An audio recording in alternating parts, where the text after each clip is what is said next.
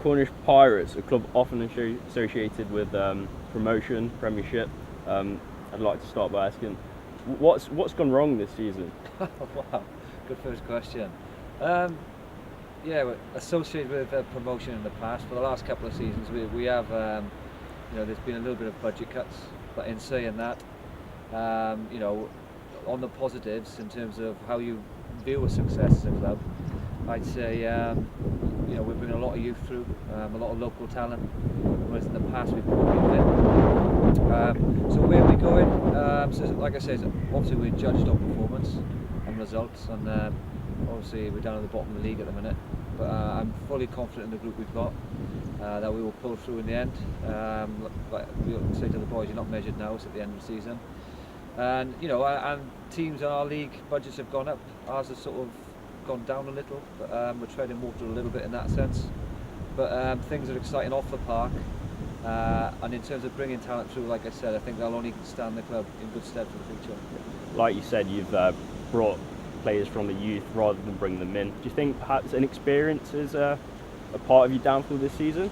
Oh, without a doubt. To win close games, you need to experience them. So some of these boys are entering the unknown a little bit, learning very quickly, a lot of potential, a lot of talent, and it's like you're saying there with experience. Them crucial moments in games, you're only going to learn from experience. So we just need to keep putting them in them scenarios, and hopefully they learn quick. Yeah, you talk about putting them in those scenarios. What about training? What do you do to try and improve the performances in the least inexperienced players? Okay, so we look back when we were successful. We had sort of two teams that could compete in the championship, with injuries. We haven't got that luxury now, but we have got a big squad. Like I said, a lot of youth, so that enables us then to train 15 on 15, so you can create that match intensity. At sometimes we've got 45 people training, so we get, we can manipulate training then to stress whatever we're doing, attack, defence, with different tactics with different teams. So we've got that luxury of numbers. It's like we're just bringing that experience through. Yeah. Your top try scorer is Alex Cheeseman this season, a flanker. Would you also say that part of the problem is the backs aren't getting forward enough? They aren't in the correct attacking mentality, maybe? No. If you look, everyone says when they watch us. Possibly at the minute is we kick a lot, and like you say, Alex Cheeseman, a former centre, so he's like an extra back on the pitch as well. So we try and get him in running positions. But the facts are our set piece hasn't functioned the way we want it to function, and that is your main source of ball. So straight away that can change your perception. A lot of our attack is coming from kick transition, like rugby nowadays in the Premiership. But that main source of possession, set piece, we're starting to get on top of now. Scrums improved dramatically, and it's just now we've got personnel in place, Canadian boys back from the World Cup. We're trying obviously to get that source of possession for line-up as well, so I think people's perception will change pretty quickly there. Yeah, good win on Saturday against London Welsh.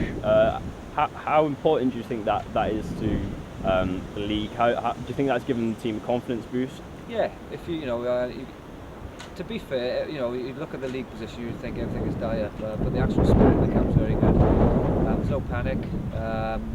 We've got systems in place now, so that learning's in. Now we're getting better at what we do. So being a little bit more critical of each other, a bit more demanding, and I think that will turn results because we know when we get it right. There's evidence from the previous games which, in fairness, I think we've been in most games bar two.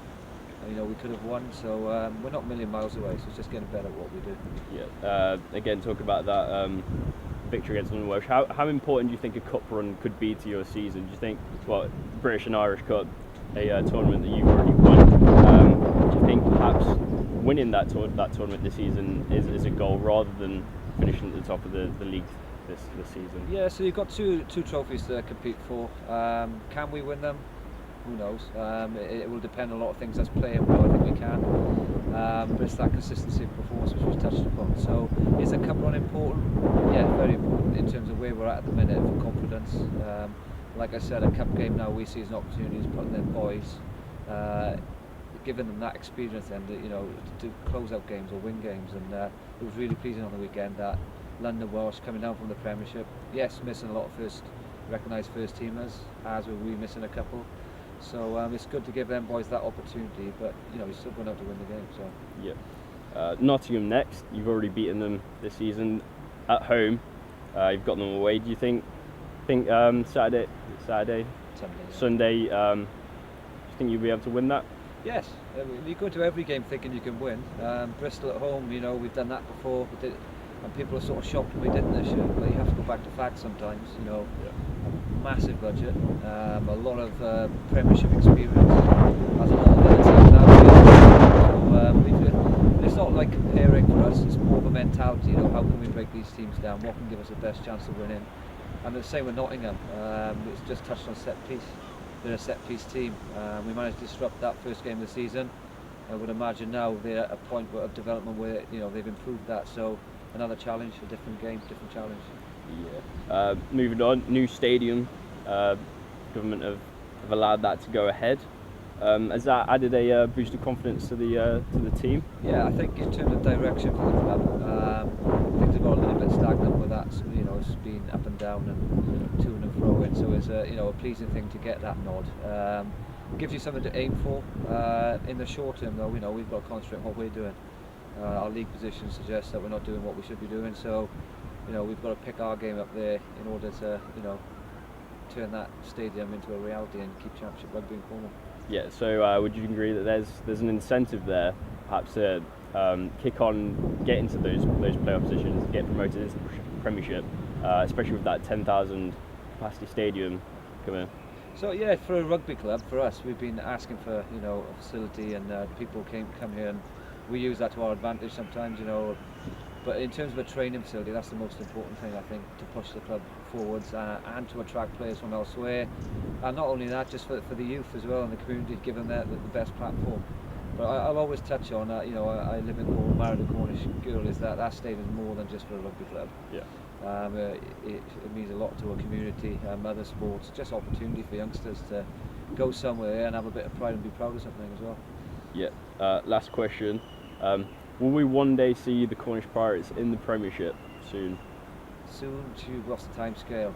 That will depend on finances put in. Yeah. I would like to think so. It's been one of my big dreams. Yeah. We've come very close to it when I was playing, and that doesn't change as a coach really. If we can get that level of investment and compete at the top end of the Championship, why not? There's a hub of talent down here, which we've already found out now, having to tap into it. So yeah, why not?